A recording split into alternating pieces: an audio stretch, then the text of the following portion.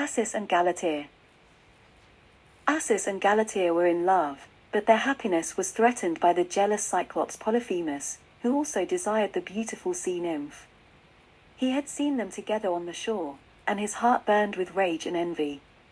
He decided to take Galatea by force, and to kill Acis, the mortal shepherd who dared to rival him.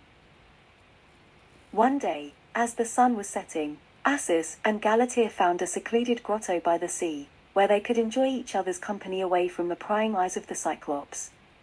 They wrapped themselves in a red cloak, and kissed tenderly, oblivious to the danger that lurked nearby. Galatea whispered sweet words in Acis's ear, and he caressed her hair and face, feeling her soft skin and warm breath. But their bliss was soon interrupted by a loud and booming voice that echoed across the cliffs and the waves. It was Polyphemus, who had followed their tracks, and was now proclaiming his love for Galatea in a crude and clumsy song. He praised her beauty, her eyes, her hair, her voice, and begged her to leave Acis and come to him. He promised to give her flowers, fruits, cheese, and sheep, and to make her his queen in his cave. He said he would do anything for her, even to pluck out his one eye, if that would please her.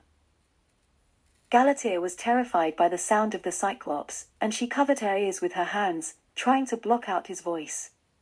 She clung to Acis, and hoped he would not hear him, or worse, answer him.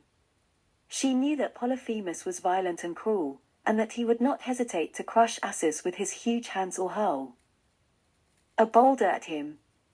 She prayed to the gods to protect them, and to make the Cyclops go away. Acis, however, heard the voice of Polyphemus, and he felt a surge of anger and fear. He glanced over his left shoulder, and saw the monstrous figure of the Cyclops approaching their hiding place.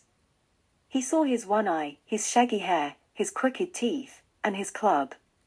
He knew that they were in grave danger, and that they had to escape. He whispered to Galatea, "My love, we must flee. The Cyclops has found us, and he will kill me and take you. Come, let us run to the woods, where he cannot follow us." Galatea nodded, and they quickly got up, and ran out of the grotto. They hoped to reach the forest, where they could hide among the trees and the rocks. But Polyphemus saw them, and he roared with fury. He felt betrayed by Galatea, and he hated Acis even more. He picked up a huge stone, and threw it at them with all his might. He aimed at Acis, hoping to crush him and to make Galatea his. The stone flew through the air, and landed on Acis, hitting him on the chest. He fell to the ground, bleeding and dying. Galatea screamed, and ran to him, trying to save him. She held him in her arms, and cried over him. She kissed him, and begged him to stay with her.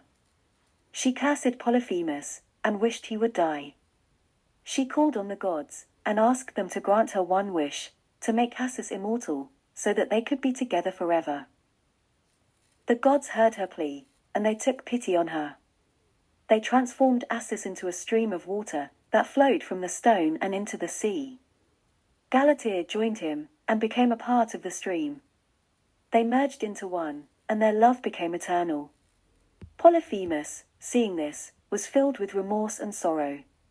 He realized that he had lost Galatea forever, and that he had killed the only thing that made her happy.